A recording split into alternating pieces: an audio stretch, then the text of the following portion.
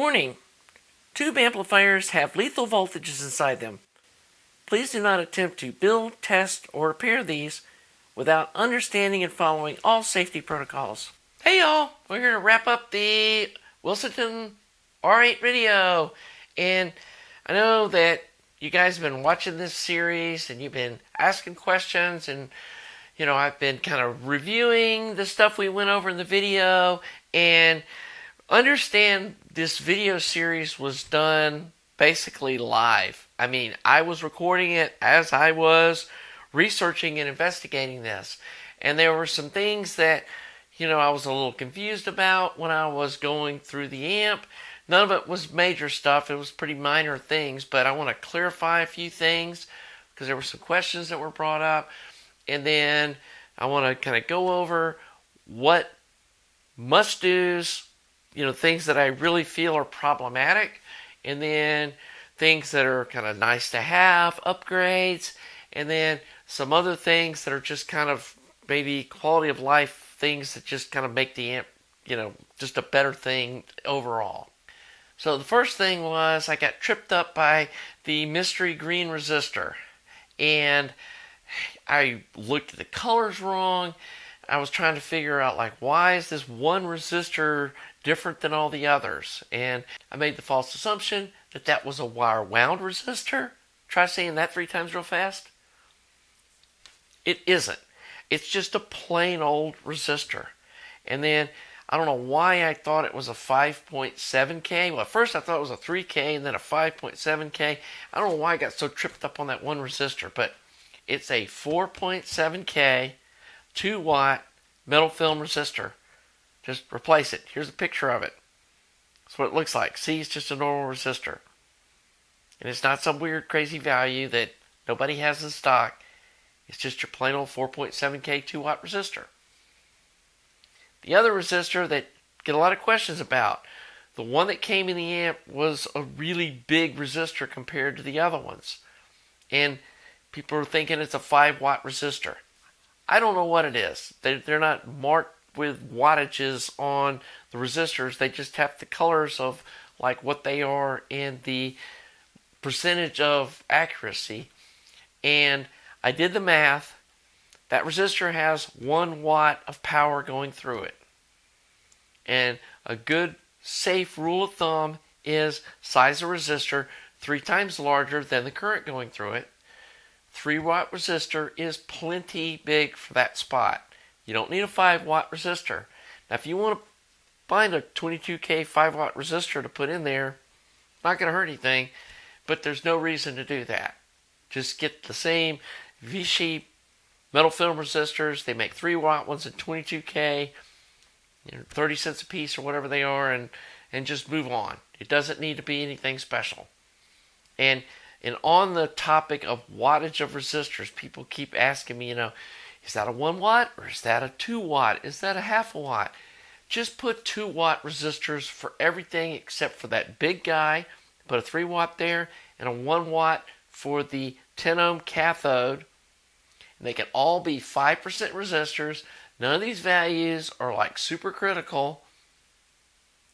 And then the only thing that is critical to me is the 10 ohm. I would get a 1% or better quality resistor for those spots so that you get the bias even between the tubes on the meter, because that's the resistor that's used as the shunt for the meter.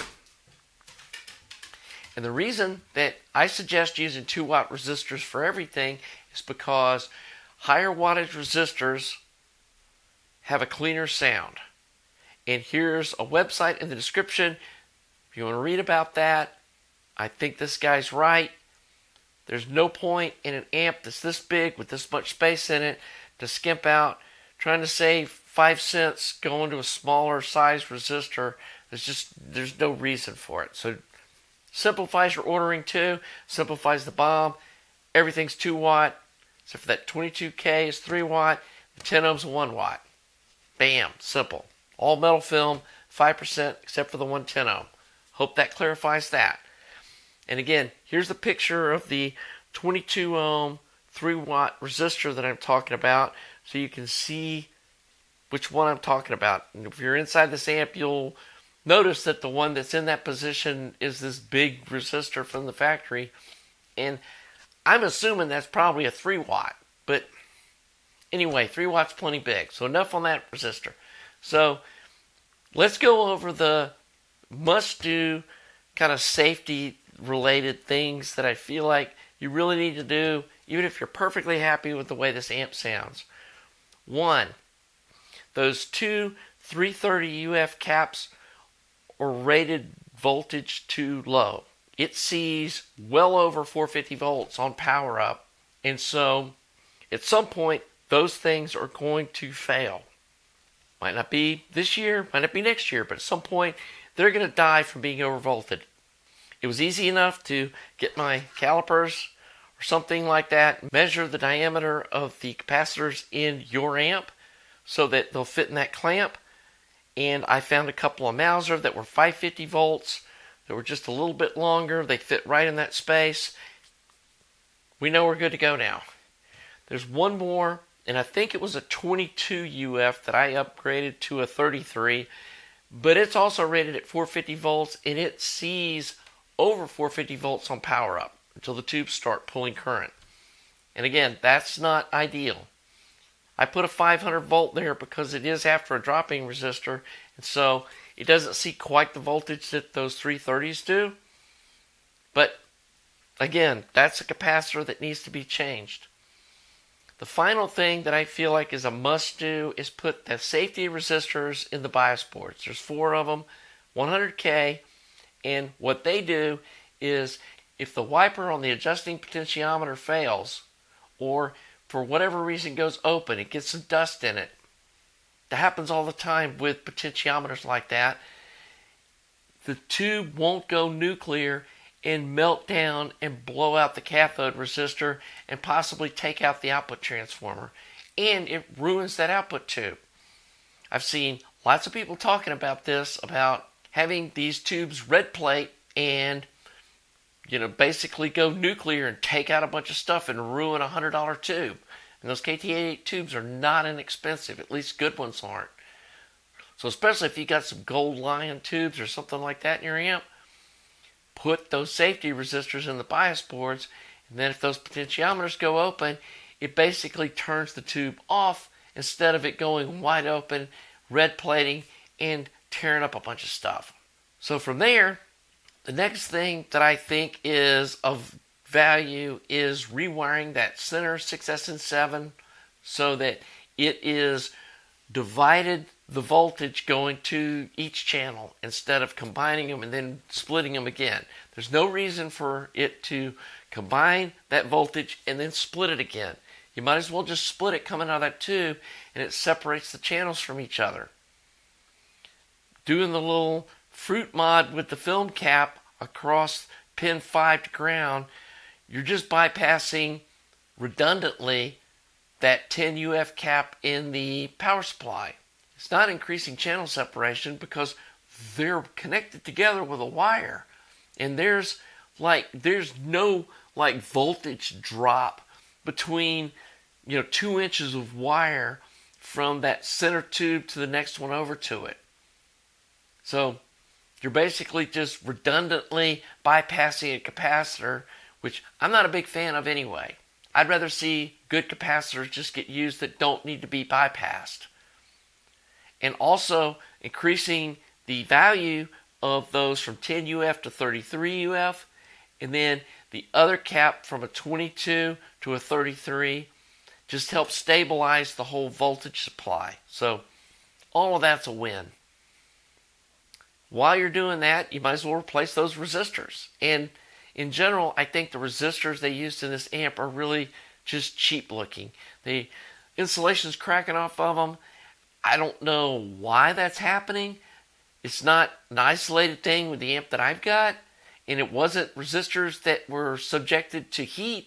They were just, I don't know if they got damaged in shipping, whether they got damaged before they were even put in the amp, and they were soldering in thinking, well, they still got the right resistor value, let's use them up. I don't know how they ended up like that, but the fact that the outer covering's chipping and falling off of them isn't a sign that those are good quality resistors. And so, again, not a big expense. It is a lot of labor, but not a lot of expense to replace all those with some good metal film resistors. And again, metal film resistors are quieter than metal oxide. So that's just a win for very little money. You'll spend less on all those resistors than you will replacing even just one capacitor inside the amp. Resistors are cheap. And don't spend a lot of money buying those $10 and $15 audio note resistors. They're just, you're not going to hear that. I mean, I know some people swear they do. I'm not going to get into that argument, but I don't think that's the place to spend money on these amps until you've replaced the output transformers and done a whole lot of other stuff to this amp. The next thing I would do is probably upgrade the coupling caps. That is something that you'll hear. I'm a big fan of the Mundorf aluminum wool caps. Some people swear by the silver gold ones, or whatever your threshold of pain is on buying coupling caps. I mean, I wouldn't spend $600 on coupling caps, but it's worth burning $100 on some nice coupling caps in the amp, especially if you have the bias boards out already, putting the safety resistors in it. I mean, it's possible you could put the safety resistors in without removing the boards, but anyway, good idea to go ahead and put those coupling caps in while you're doing that. And so that's another nice upgrade you can do to it. The other thing that really is disturbing to me is the grounding scheme that was used in this amp, especially the way they grounded the cathodes of the output tubes through one of the heater wires back to the heater transformer, laying the signal on top of 6.3 volt high current AC. That makes no sense. So snip that wire that's between the heater pin and the cathode pin on the output tubes, and then ground each one of those ground buses individually over to the power supply cap on the left side when you're looking at the underside of the amp with the speaker jacks towards you. That first cap that's on the left there, hook them up to the ground lead on that cap. If you don't do anything else to the grounding in the amp, do that. Because you should not be grounding the signal of the cathodes through the heater wire. That's just crazy. But I also feel that the whole grounding scheme's a mess, especially with the way they did the speaker negative terminals run across the amp through the headphone jack and all that mess. This isn't a headphone amp, it's a 45 watt push-pull KT88 amp. Cut all that headphone jack wiring out of there, connect the output transformers directly to the speaker jacks like they're supposed to be, and then go to a star ground point with the safety ground, hook the chassis securely with it scraped clean over by the power plug. It's not a lot of work to do that. The video, I think, is really clear on how to get that done. You're buying a tag strip, and you probably don't even have to buy any wire. There's probably enough wire left over using the wires that were going up the headphone jacks to ground everything inside the amp without even having to buy a wire. So if you just buy a 3-terminal tag strip, you can fix the grounds in this amp, and it made a big difference. First of all, it got rid of all the hum. And I know some of you say yours is dead silent. People are saying that theirs are noisy. Got somebody mailing me one that's got a hum in it. So I know some of them hum. This fixes it, getting the grounds sorted out. Also, it fixed the whole weird thing that was going on with my phono stage. That's a tube DIY one that was doing all kinds of weird stuff, picking up a country music radio station off the ground wire going over to my turntable. It's never done that with any of my other amps. And so that clearly was a grounding issue inside this amplifier that just was a mess. Star grounding is the way to go, and it's really not that hard to fix the grounding problems in this amp if you just follow that video. So I feel like, again, if you want to listen to headphones on a tube amp, go buy a tube headphone amp. They're not expensive. They're small little desktop things that work great. Find one that's like maybe a direct heated triode that's going to really sound good. And don't try to use this giant push-pull amp to listen to headphones with. The last thing I want to touch on is the global negative feedback. And honestly, I didn't spend a ton of time researching that. The owner of the amp was getting kind of antsy. I promised him I'd have the amp back to him that afternoon, so I worked on it that morning and was mostly working with the scope, trying to get a clean square wave out of the amp, and then listened to it with a couple of different capacitors, and then didn't even have maybe 10 or 15 minutes listening to each capacitor to really get an idea of which one I liked, and then needed to take the amp over to him. So there is some fine tuning that you can play with your system and your speakers with those capacitors. And while the 110 PFs sounded good on my system, they actually sounded bright over his house, or a little bright, and the 330s sounded a little flat on my system, and I think they might have been perfect for his. And so none of that's written in stone. And somebody that wanted to spend some time with a scope could probably find an even more ideal value for that resistor and the capacitor combination. It may need a shelf network thing and that kind of mess to really get a super clean, squared off square wave.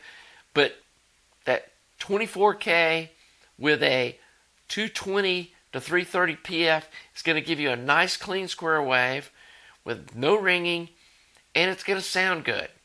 I did see, as you saw in the video, some weirdness with the 5.6K that possibly could have been tuned out using, some other capacitor, or, I know sometimes they put like a resistor capacitor filter on the driver tube to, filter out some harmonics and that sort of thing.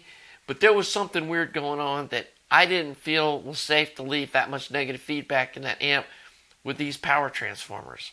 And then the last thing I'm going to say about this amp is, before you spend hundreds of dollars with giant audio note film caps to put in the power supply and all that kind of stuff, go buy some better output transformers. I saw a picture somebody posted online that looks like this, that shows the inside of these potted output transformers have like sand and gravel put inside them to make them weigh more. And guys, that's not a sign of a high quality output transformer. And while they do sound pretty nice, and they measured fairly low distortion at low frequencies, which is a sign of a decent output transformer, these are not top shelf products. And to really take this amp to the next level would be to replace the output transformers with some Hashimoto or some ISO Tango, potted high-end Japanese output transformers. Would probably take this amp to the next level of performance. Until you do that, there's no point in putting $15 resistors inside this thing, because that's going to be the bottleneck to getting that kind of detail sound out of this amplifier. So I guess as a wrap up, my final thoughts, this is a nice amplifier. And the people that gave this thing good reviews out of the box, they weren't full of crap like I've seen them raving about some really junk amplifiers like that Rysong A50 that really is not a good sounding amplifier. This amp sounds good. It makes the power that it's advertised. It does what they said that it's supposed to do. It comes, even these, base model tubes that come in it are pretty decent. I mean, it's a nice amplifier. It's built well. It does have a couple of small design flaws. The main one of those, safety resistors in the bias boards. And They know they've got a problem. When people write them and say, my tube's red plate, they send them a bias board and new tubes. So they know these bias boards are causing this problem. So fix that, replace a couple of caps in there to get the voltages right, even if you don't do anything else, and you've got a nice amplifier for probably about half of what you would expect to pay for a really high quality push-pull KT88 amp. So, thumbs up, it's a good product. And I think it can really be made nice with some pretty minimal mods. If you look at this whole series, we're basically just putting some better resistors in, doing a couple of circuit tweaks, and then fixing some grounding that they were really forced to do weird because I'm sure the marketing department said it's got to have a headphone jack. And that's really not their fault. It would be hard to do a headphone jack that automatically turns on and off like that one does without getting the grounding all wonky. And so, gotta say, they did a really good job with this. So, if you own one of these, this is something to kind of be proud of owning. It's a nice product. And I hope you've enjoyed this series. And I hope this has given you the confidence to open yours up, fix some of these flaws with it while being safe on the high voltage and getting this thing really to next level sound and quality and safety and all of that stuff so that it will last a long time. So if you got some value out of watching my videos, I really would ask that please consider making a donation at my website or joining my Patreon page to help support my channel. And if your budget's tight, no big deal, subscribe. That's free. That helps me out. That helps the channel grow. Like the video, comment. All that stuff really helps the algorithm with YouTube. It helps my channel grow. It helps more people see my content. Really, I think that's about it. I wanted to do a final wrap up on this. And again, here's the bomb. And there's a copy of this at my website that's linked in the description. Again, if you enjoy my content, please subscribe, please like the video, and we'll see you soon. Have a nice day.